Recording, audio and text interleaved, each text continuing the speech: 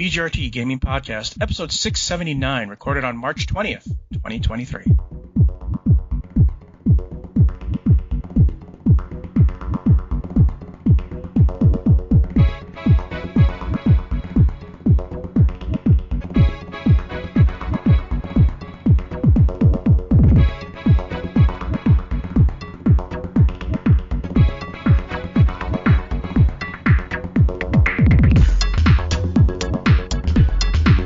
Welcome to the 679th edition of the TV Gaming Podcast and 512th episode of Video Game Roundtable. I am TJ Denzer. I am Scott Dirk. And I am Jonah Falcon. The VGRT Gaming Podcast focuses on game news from around the industry. Yeah. So we don't even need to ask TJ what he's been playing, because we know what he's been playing, or at least what he's thinking about. We know, TJ. We already know. And it ends with a 4. And it's not Diablo 4. I had the distinct pleasure of reviewing Resident Evil 4 Remake. Right. Probably the best game I've played in a long time. Did it come out, or is it still embargoes are up on reviews, but the game will actually come out on March 24th. Okay. That's going to be a busy day. Wow. Because you'll be playing, while people will be playing Resident Evil 4, I will be playing MLB The Show. And there's other stuff that's coming out on the 24th, too. It's going to be a packed day. Mm-hmm. Yeah, I think the Diablo 4 open beta is going on through this coming weekend as well. Yeah, I'm not going to engage in that because, one, I know the servers will be crowded. And two, I don't need to play a beta. I mean, I haven't been playing Baldur's Gate 3 because I don't want to spoil it for myself. And I'm not playing Diablo 4 because I don't want to spoil it for myself. I'm one of those people who can say, yeah, I can wait until it actually releases. Mm-hmm.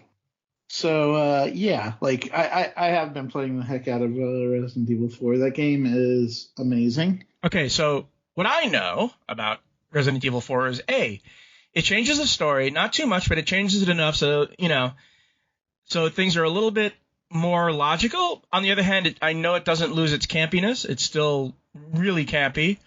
Mm-hmm. And the thing is that you're now doing attacks from a different way in the game. And, but it still managed to be scary and goofy and funny.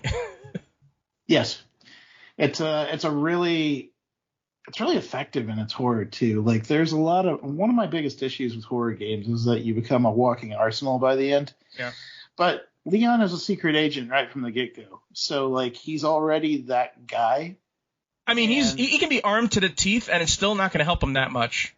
Yeah, because the threat is like they do a good job of escalating the threat in Resident Evil 4 and making it difficult to like believe that you're ever in control of the situation.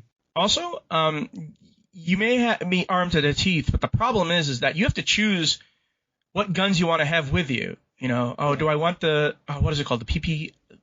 What is the name of that gun? The PPK or I know there's a special gun that's a pistol, but it's not quite a pistol. I mean, you'll always have the shotgun. You'll always have the sniper rifle because those are necessary. But you have to choose between a bunch of other weapons to keep with you. There's there's like 2 to 3 different versions of every category of weapon. Yeah. And you also have to have space for your herbs, and you have to have space for the quest objects, and all that stuff. So yeah, while you're armed to the teeth, you're always questioning your own decisions. Mm-hmm. And they did move a few things around, but like everything that they moved around or kept or got rid of was for the better. Like they took a pretty great original story and got rid of the things that were always unfortunate about it. Okay, what were the unfortunate things? Well, for one thing, Ashley isn't a chore. Like she actually is. She is a character that develops over the course of the game and has a good ending. Well, gameplay-wise, she was never a chore, though. She knew when to hide. She knew when to hide. She knew when to hide. Get in that trash can, Ashley, please. She actually, throughout this game, she actually, has more, I would say, camaraderie with Leon. Right. She actually, grows more confident as the game goes on, and cheers him on, and even goes out of her way to help him. Yeah. Well, she still gets, kidnapped by those monks, so you have to keep sniping them every time they pick her up. Right. And that makes it even a little bit hard. It's even a little bit harder with that in this game because they drape her over their shoulder like body armor. And I cannot tell you how many unfortunate moments. Yeah, it said, bang, oh, you shot Ash. Yep. Game over. But it's been a blast. And like the higher difficulties and the rewards for them are really cool. Do they still have those letters? Huh? Do they still have the letters? Yeah, they still rank you. No, I mean I mean the letters between, you get these little pages that talk about some of the backstory. There's even more of those, and they do a better job of telling story parts that weren't explained in the first one. Like, Salazar's henchman? Yeah, I mean, there's one or two letters that have discussions between them. It actually goes into deeper detail about those henchmen and like what they are and where they came from. And I think that's great. Like, this game was made so that anyone can approach it, but it's really made for like Resident Evil freaks that pore over those details. It's also not so monochromatic because the original game was the way it was because it was really pushing the GameCube and the PS2, really pushing the limits of those systems. So they had to. So things were a little bit washed out. Now there's a little bit more richness to the color because they can use more colors. Yeah. But utterly satisfying gameplay, utterly satisfying story, lots of replayability. This is the first game that Shack News has ever given a 10. Really? In 27 years, and I'm proud to have made the case for it and gotten it through. Okay, well, here's the thing. This was the easy game. The real challenge now is how to do 5 and 6 remastered. Yeah. I don't know. Like, 5 will probably happen. Well, here's the problem with 5 is that your partner is a complete moron. The first thing that they have to fix overall everything else is not to have your partner waste your ammo and waste your guns shooting at people you don't need to shoot at. Do you think they should keep it as a co-op game if they do a remake of it? I mean, you'd still like to have the second character, right? And yeah, keep it a co-op if you want to, but I'm just saying the AI has to be improved. And it's very easy to improve. I mean, I don't know what they were thinking with the AI for the character for your sidekick. Yeah. Yeah. It'll be interesting to see where they go next because they are absolutely signal that they're going to keep going. And they're going to have to deal with Africa in that game. Yeah. And maybe not make the zombies so stereotypical. Just make them Africans in business suits. Just have them in business suits. It's a big city. Everybody has business suits and dresses and all that stuff. You don't have to go with the nose through the bone through the nose sort of thing like they did. Yeah, I don't know. Like it'll be interesting to see if they go directly to 5 or if they do something else first. Because like there's also still Code Veronica to think about. And 6 has a bad rap, and the thing is that they try to do too many things at once. I mean, I know people who love certain segments of Resident Evil 6 that say there are parts of Resident Evil 6 that are just amazing. And then they get to another part and they're like, oh, this sucks. 2/3 of Resident Evil 6 sucks. Precisely. And 1/3 of it is awesome. So they just have to figure out what made well, you already know. So we already know what made 1/3 awesome. Yeah. But that's what I've been playing. It's a fun game, and I can't wait for people to check it out this weekend. Cool. I've been playing Transport Fever 2, and I'm actually reviewing it. So this is part of my review. It's a good game. There's a lot of it that I really, really like, and there's a depth to it that I really like. For instance, if I build a bus station, right? Not everybody's going to get on because you know what? Not everybody wants to get off at the stops that bus is going to go on. And you can physically see everything. Like if I have a plane flying into the airport, you know how many people are waiting to get on because you can see them through the glass. And they disappear from the glass when they get on the plane. There's a lot to like about it. The only thing I don't like is that It's generic in a lot of ways. I'm doing a lot of free play, and it's the same resources over and over that I'm transporting. Yeah, get the coal and the iron to make steel, then make the steel to send it to make goods. When you get the oil to turn them into manufactured goods. Oh yeah, I have to get the crops to the farm so that they can transform it into food that people can eat. Yeah, take the oil, make it into either rubber or make it into fuel. All the same resources all the time. I mean, in the campaign, sometimes you're transporting wine. Why can't I do that in the free play? Get some more resources that I can play with, that I have to figure out how to send to things. And it's okay looking. It's like a late stage Xbox 360 game, but then again, it's dealing with so much, it's so much computing power doing other things. So I'm really enjoying it. It's really addictive. But at some point, I'm going to say, well, I want more. This isn't giving me more. So, yeah, if I was to give a score right now, I'd give Transport Tycoon a 4 stars out of 5. I just wish I could have more out of that game. Nice. Do you think it's Transport Fever 1 had a lot of mod support?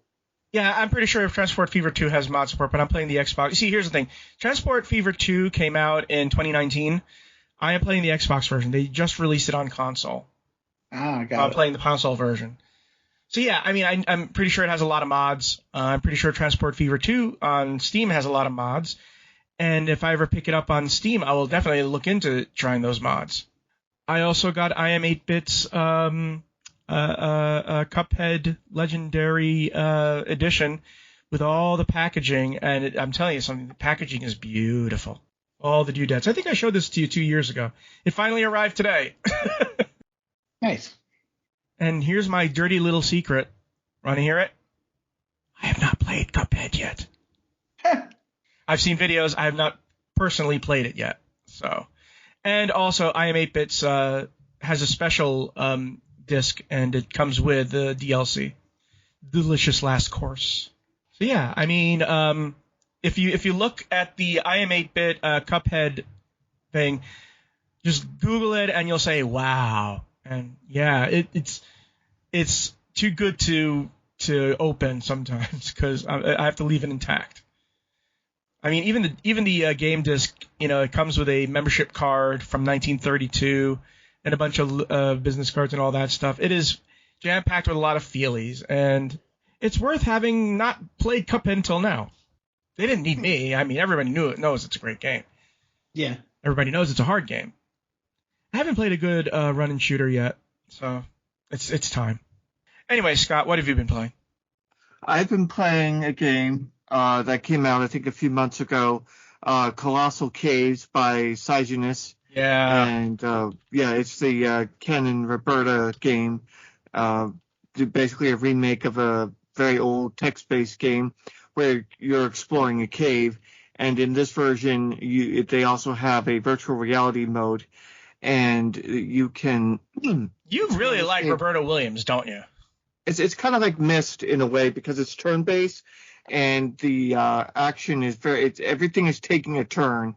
So every action you do, moving, picking up an item or whatever, takes a turn. So before you go on, let me just give some backstory. Colossal Cave originally came out in 1975. It's one of the first text games. Yes. And it actually invented Zizzy and Plug, which other games have copied, X, Y, Z, Z, Y. So the game that you're playing was adapted by none other than Roberta Williams. Yes. And you basically explore this cave looking for treasures to take out of the cave. And if you walk around with the treasure, this pirate will randomly show up and steal your treasures. And then you have to go find his lair within the cave to get the stuff back. And I guess luckily in this version, they have an auto mapping feature so you could see where all the rooms in the cave are. And you even get a difficulty selection at the beginning of the game where you can read the instructions and you'll get extra lamplight, or you can not read the instructions. You'll get less lamplight, but you get more points. And there's a score that you need to get, I think 350 points or whatever. And so those 5 points are pretty precious if you want to get all the points.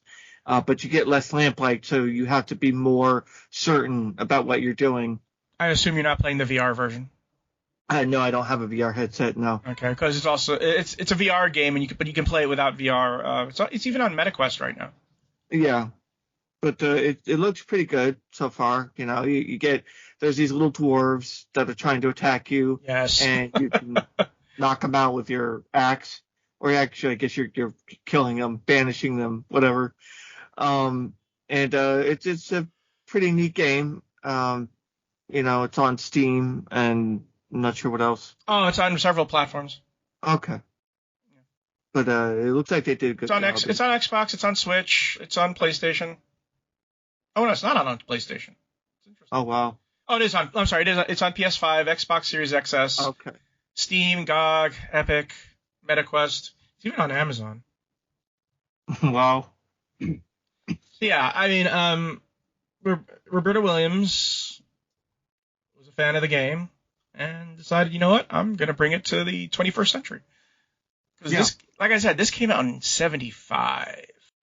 I'm really liking seeing them, get a company going again and making games again. And I like that their logo is that same mountain that it's always been, the old Sierra logo, but they've done a different version of it, because they don't own Sierra, but not yet anyways. I think you can buy Sierra for $1.50 these days. Well, I mean, Activision has it, and if Microsoft gets it, who knows? But meantime, they have Colossal Cave. It's an enjoyable turn-based exploration game. Kind of makes me think of Myst in a way. You're going frame by frame. It's more like Zork. Yeah, Zork. It's close to Zork. Yeah, Return to Zork. It'd be a lot like that. And you have a limited inventory, so you have to drop items. The map will thankfully show you what item you dropped where. So that could get real hectic if you forgot where you dropped something. So that's what I've been playing. Right. I've also started playing Diablo 2 again, just to get myself in the mood for Diablo 4. If I'm not going to play Diablo 4, I might as well play Diablo 2. So anyways, we're going to move on to some quick news. And I know TJ's going to snort a few times. First, Emmett Shear reveals he's stepping down as the CEO of Twitch. After 16 years at Twitch, Emmett Shear is stepping down as CEO, with Twitch president Dan Clancy set to take his place. And what an interesting role Shear has had for the past few years, right, TJ? Yeah.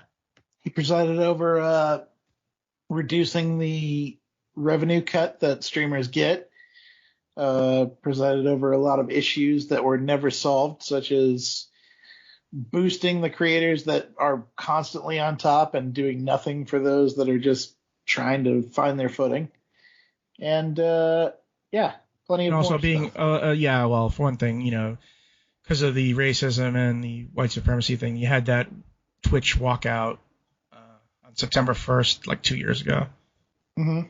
Or was it July 1st? Was it September 1st or July 1st? No, it was September 1st. So he built Twitch up into a thing that basically it does very little to give back to most of its community beyond a very, very select few. Good job. And upon that, Twitch is also laying off 400 more employees. Dan Clancy stated that both user and revenue growth had failed to keep pace with Twitch's expectations, which is 100% horseshit. That is a bald-faced lie. Yeah, and what a first move by the new CEO.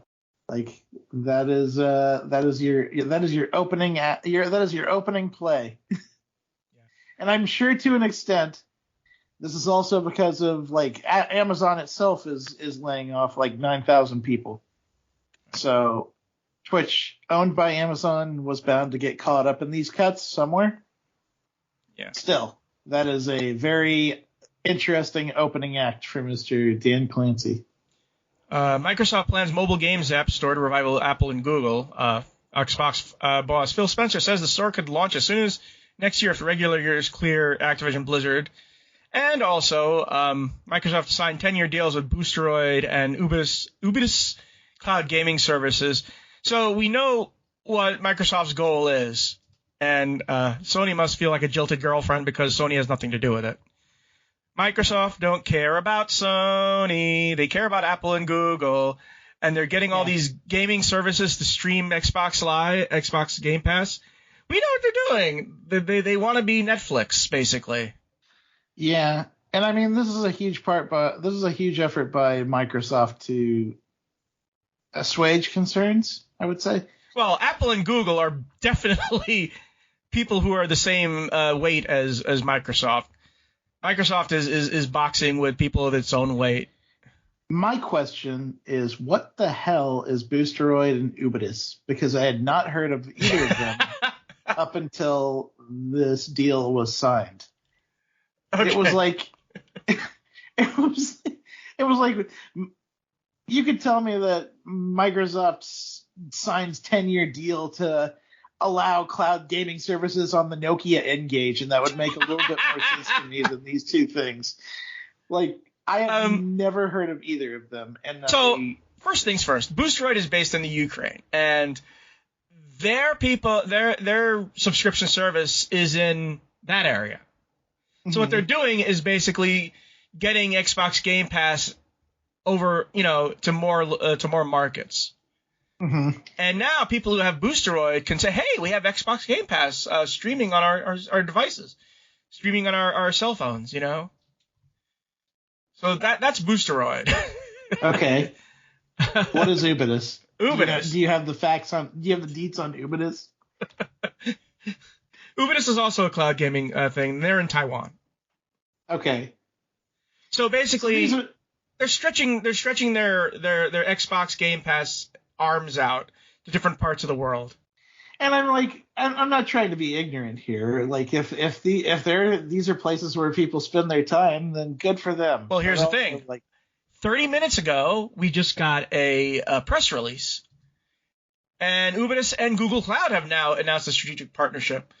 So what happens is that, the cloud wars are on. So now Google Cloud can be streaming on Ubisoft, and my Xbox Game Pass can be streamed on Ubisoft. I wonder if I'm going to Google Boosteroid and Google and see what happens, because maybe Google's also contacted them too. Well, the thing is that Boosteroid was always on Google Play, so I wonder if it was already a thing. Oh yeah, they were doing cloud gaming on Chromebooks 2 months ago. What an incredible breakout year for Ubisoft. What an incredible breakout thing for streaming. Game streaming. Yeah. This is the future, folks. In 20 years, this is what it's going to be.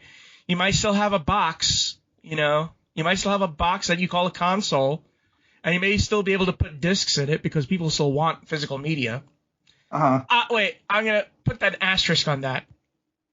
Because most people I know, they say they want the physical disc, but they also mostly buy games from online stores and install into their hard drive. Yeah, it takes a really good collector's edition to get me to buy anything physical anymore. But here's the thing. What all this cloud stuff enables us now is that it'll save a lot of hard drive space. Because if you can either decide, I really like this game, I'm going to install it on my hard drive. I sort of like this game, but I'm gonna stream it instead. So now it's going to be like, what games are good enough to be on your hard drive and what games are you just going to stream? I mean, you have to be able to play offline or else it's never going to work. No one's ever going to buy a console that can't do anything when you're offline. Microsoft learned that way too late in 2013, which is why the PS4 was so popular, because Microsoft said, we're going to make an online-only device, and people said, fuck that. Yeah. Well, actually, we can move on if you want. Oh, no. What were you going to say? I just completely lost my thought. Okay, well, some lighter news. Microsoft's classic Xbox 360 controller is soon going to get re-released, and it'll be used with the Xbox Series X, Xbox One, and PC platforms. The Xenon model, as Hyperkin calls it, will be compatible with all current generation Xbox consoles and PC and sell for $50. Just so you know, that's meaningless. You actually have to have the device say no to a gamepad for it not to work. because they're all Bluetooth. They all use the same USB imports. But I mean, it's nice to have the old style Xbox 360 controller to play with again. I guess that controller is iconic on some level. Well, I always for think some of the of Duke us. when I always. Oh, the Duke was the Xbox, the original Xbox.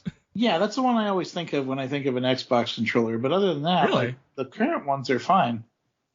Yeah, I mean, but there are some people who just like having the old Xbox controller, the old Xbox 360 controller. I just feel like ever since the Xbox 360 controller came out, Xbox has been doing slightly improved versions of that. Yeah, they basically tweak it all the time. Yeah, as opposed to doing anything outlandishly different. but I would like, hey, if they have a Duke controller for the Xbox, I think they already do have one for the Xbox Series X.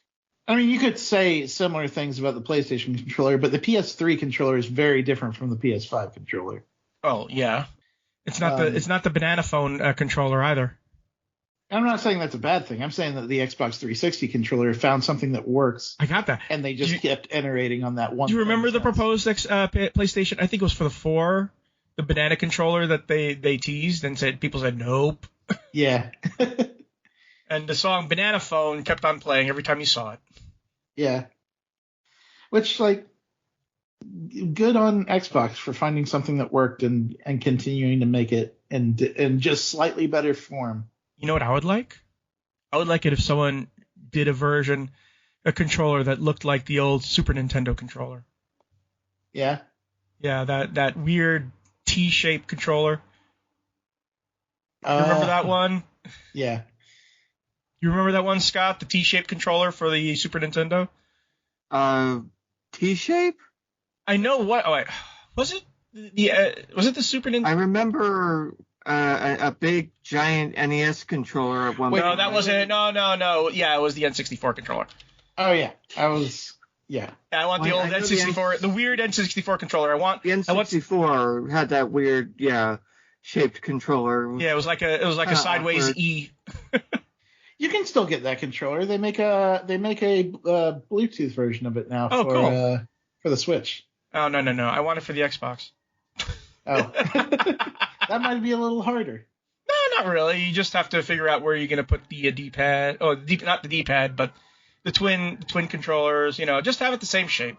I don't know also, what it was for. You're going to have to play games that very specifically only require one stick. I just don't know why they put the stick in the middle like that. For maximum control. It looks dirty. It looks like a very well endowed controller. But yeah, I remember a time when the controllers were all different, and you could tell what system it was just from seeing the controller shape.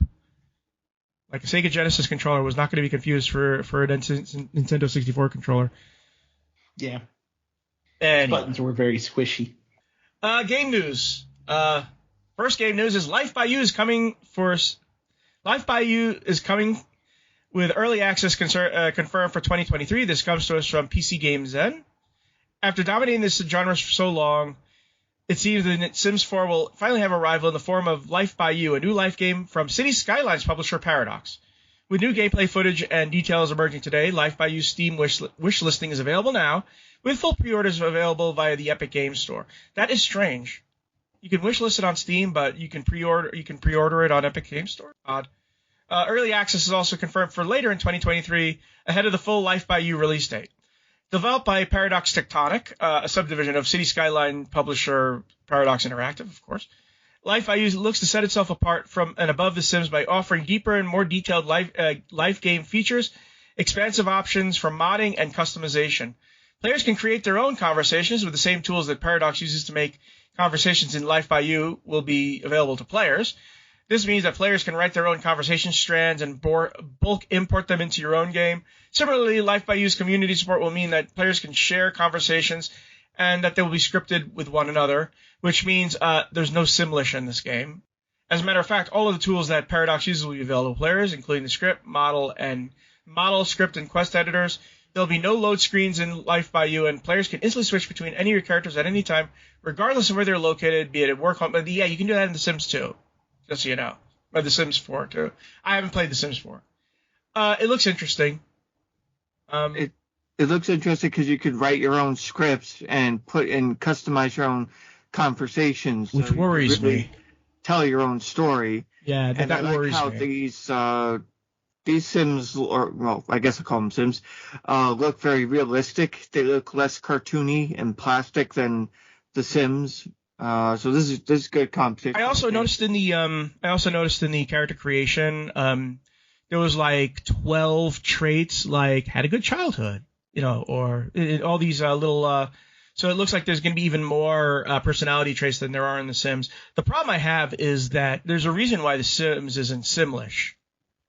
Because you can't have racist and homophobic slurs in The Sims. You know what's going to happen when you give these many tools to people. People are going to abuse it badly. And by badly, I mean in a bad way. I can see that, but I've also been pretty satisfied with the way that Paradox has. I mean, people make mods already to do things with The Sims, so. Yeah, but they didn't make it so easy for people to do. People who don't have any computing skills. Sure. But I always like another game, because here's the thing. Remember what I said when I saw the EA golf game? I said it looks really, really good. Maybe that's because there's a 2K golf game. So I'm hoping that Life by You ups the game, and whenever EA decides to make The Sims 5, they'll make it better and more fully featured, instead of having a game that's one third the size it should be. Then you having to pay $20 for like 18 DLC just to make it worthwhile. I mean, yeah. Look at City Skylines. It was so good that they never came out with a SimCity again. Well, remember SimCity 2, or even SimCity 3 for that matter. I mean, those two games had, and EA facilitated it, a lot of mods. I would spend time in SimCity 3 and just look through all the user-created content to pick out the ones I wanted for my Sims. It was great. Yeah. And I think that like Life by You, the guy who's running it, he knows how Sims work. He knows how the franchise works. He also worked on Second Life, so he knows that people can take a thing and abuse it. Oh yeah, nothing but zebras and penises for miles around. So like, I have to imagine that guy understands what he's getting into when he makes a game like this. I'm cautiously optimistic. I'm gonna be interested to see how this rolls out when that early access hits in September. Well, yeah, I mean, like I said, it is this year, so there's that. And also, Paradox knows how to curate, so they're not. As Paradox very rarely puts out a shitty product. As a matter of fact, I really can't think of a shitty product Paradox Interactive has released. I'd have to look at a search, and the fact that I'd have to look through a search and say, oh, that one is shitty, says something. Yeah. I'm going to look this up. Paradox Interactive. In the meantime, take the next item, TJ. Respawn opens a third studio as it targets 10 to 15-year lifespan for Apex Legends. From Eurogamer. Respawn Entertainment has opened a third development studio as part of its plans to make its free-to-play battle royale title, Apex Legends, last about 10 to 15 years or more. Respawn Wisconsin will predominantly be focused on supporting the development of Apex Legends live service operations, although it may contribute to other projects in the future. News of Respawn's latest studio arrives not long after the cancellation of Apex Legends MO. So this new studio, they just launched a new season for Apex Legends. They finally put a team deathmatch in the game. Okay. It feels like they're moving closer and closer and closer to trying to mesh, trying to meet the Titanfall fans halfway. And I mean, it's not bad. I've played the team deathmatch, and I still long for the days of jumping in a mech and fighting people on an open battlefield and with that kind of gear. But I will say that like Apex has had some peaks and some lows for me, but I feel like it's in a pretty good place right now. Yeah, I just see this and think, yeah, there's not going to be any more Titanfall for the foreseeable future. Yeah, especially if they have 10 to 15 years more planning on this. I feel like they're going to continue to do stuff like the team deathmatch where they like try to reach across the aisle and invite the Titanfall fans back in. But here's the thing. I know that maybe this actually opens them up to do Titanfall because basically they're creating an entire studio just to give content for Apex Legends. It's also worth noting that they canceled a single-player game that was going to be set in the Apex Legends universe. At the very least, it was like a side project, story-driven shooter, I think. Didn't get announced, but it did get canceled, and that's kind of a shame because like I like the characters in Apex Legends. I would like to know more of their stories. I would like to play through those stories, but it's always going to be confined. As long as they cancel projects like that, that story is always going to be confined to like cutscenes at the beginning of seasons that tell us really nothing. Anyways, we're going to move on to the next item. Ghostwire Tokyo is getting an extended campaign, a roguelike mode, and a dodge button. And this comes from Gematsu. Publisher Bethesda Softworks and developer Tango Gameworks will release Ghostwire Tokyo for the Xbox Series X and S on April 12th, alongside the Spider's Thread update for the existing PS5 and PC versions, the company's announced. It'll also be available via Xbox and PC Game Pass, as well as PlayStation Plus. According to Bethesda, on top of the new game mode, the Spider's Thread update includes many additions to the main story campaign for Ghostwire Tokyo. The Spider's Thread is a new mode separate from the main game and selectable from the main menu. Players must navigate a 30-stage gauntlet assembled from over 130 handcrafted levels with one simple goal: get to the end. The update also adds new locations to visit in the ghost-riddled streets of the supernatural Tokyo, including an eerie middle school area. Oh God, no, not Japanese girls in skirts again, schoolgirls in skirts. Every game has to have those, don't they? Every Japanese game has to have that, you know? The core Ghostwire already has that. They're headless too. I mean, what's the name of that game? Fatal Frame? Mm-hmm. There's something in session inside these classrooms, but for those who really don't like spooky games, the new reduced horror effects setting will replace certain psychic effects with adorable Hibushi Hachi stickers. I'm going to say this, again, like I said with Grounded, that only makes the game more terrifying. I'm sorry, but, you know, the arachnophobia thing, you know, in Grounded, in which you can turn them into blobs, those blobs are horrifying to me. Seeing this blob just going towards you, it's like, and it wants to kill you. Mm-hmm. You know, maybe people who are scared of spiders won't be scared of that, but those of us who aren't scared by spiders will be scared of that. In addition to new missions, the update features extended story cutscenes, granting players more character interaction and insight to the plot as they play through Akito and KK's journey to stop the menacing Hanya. The expanded photo mode feature will include stamps overlay over your images, use the in-game Makia to unlock figures at the capsule machine scattered through Tokyo, to unlock game models that you can even use in photo mode for supernatural selfies. I know you love this game. You talked about it. I thought, you know, even though I thought that the gameplay was open world meh, it still is a very moody game. Yeah. It was also a very odd little shooter. It is essentially a shooter. The camera, not a gun. Yeah. Well, you use these paper things, yeah. Yeah, these paper things. I beat Ghostwire Tokyo. Like, I rolled credits on it, and even if I hadn't been reviewing it, I would have done that for that game because I was invested enough. So, I don't know if a roguelite. It could have. Here's the thing: the Spider's Thread update is free, so if you want to give it a try, give it a try. Yeah, I might give it a go. I mean, I think here's the thing: it may be. I don't know if it's so much a roguelike as it is a puzzle. I mean, like the idea of it, the idea of like 130 levels and you have to get through like 30 of them is interesting enough. I think it's more like a puzzle game, though. I'm also curious about what they're adding to the story because it felt like the story was pretty much packed up and ready to go by the time. I'm pretty sure it's a lot of backstory stuff. Probably a lot of backstory stuff, or the introduction of characters, you know, and new stories about those characters. Yeah. Although it says that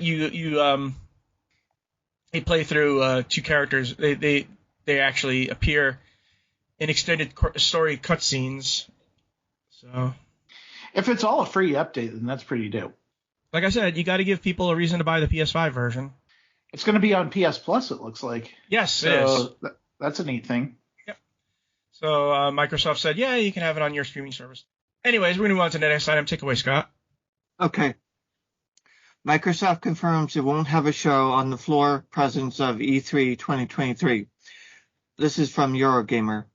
Following reports that the E3 2023 will be a no-show for PlayStation, Xbox, and Nintendo, Microsoft has confirmed it won't have a show floor presence at this year's event, although its recent announcement online showcase will be part of an E3-branded week of digital shows.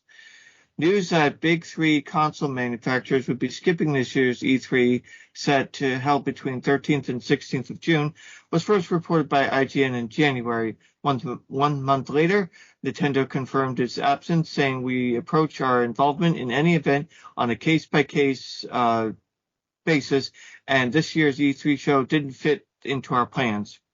E3 Digital will run from the 11th to 17th of June.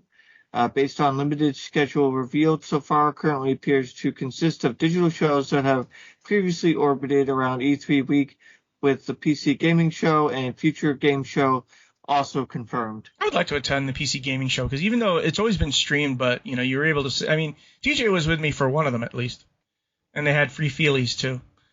Yeah. That was the year that they announced was it Age of Wonders 4? No, yeah. It was the one that announced the Cyanide and Happiness game. Damn, what did they call it? Cyanide and Happiness, right? Yes. It was the like point and click adventure game. No, it was the what was the name of that game? But again, the Battle Royale game that they had. And I'm trying to remember the name of it. It was an unusual. It was Rapture Rejects. Nice, yeah.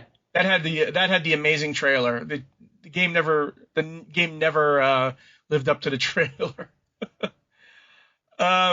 So for those who don't know, I already told TJ and Scott this. I will be attending E3 this year. Here's the thing. This trip isn't just E3 is no longer a reason to go to LA. It's now an excuse to go to LA. But one of the things I noticed about the schedule for E3 on this floor is very interesting. The first 2 nights are for industry only. And the third night is industry and fans, and the 4th day is for fans only. So at least E3 is learning. Mm-hmm.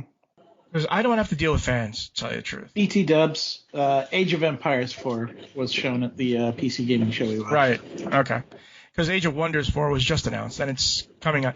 Scott, can you mute that? Age of Wonders, yes. I'll be playing that sometime, sooner or later. Yeah, Age of Wonders, you saw the new trailer, right? I don't think so. But there was a game that I knew that Scott would like, and I forgot it already. Anyways, so I will be going to E3. I'll be shooting vids there. Too bad TJ says he's not going. I have assignments before and after that.